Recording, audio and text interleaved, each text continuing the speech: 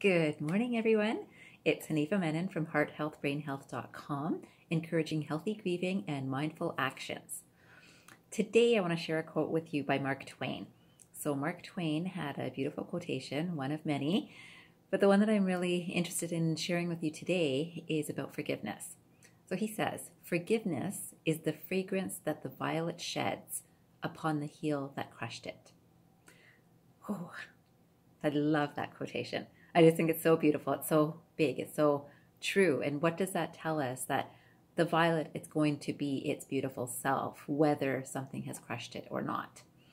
So then I also want to talk to you about a little bit of information that Wayne Dyer used to share. So one of the things that he used to talk about on the subject of forgiveness is this whole idea of there are no justifiable resentments. No justifiable resentments.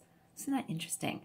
So he would use examples, and I'll give you some examples that would say something like, even if there's a partner, a husband, a wife that has left the relationship for someone else after 40 years of marriage, no justifiable resentments.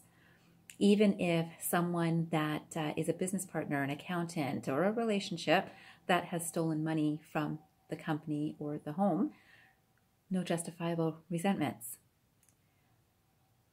Doesn't matter what we talk about. There are really, in our minds, we would think that that's so justifiable, that I would be very resentful or hurt, and that would allow me to carry that because I'm justified in that feeling.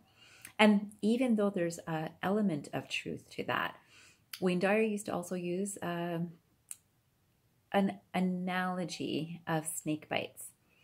So he'd say, a person does not die by a snake bite. You think, wow, well, if it was a really poisonous snake, you would die, right?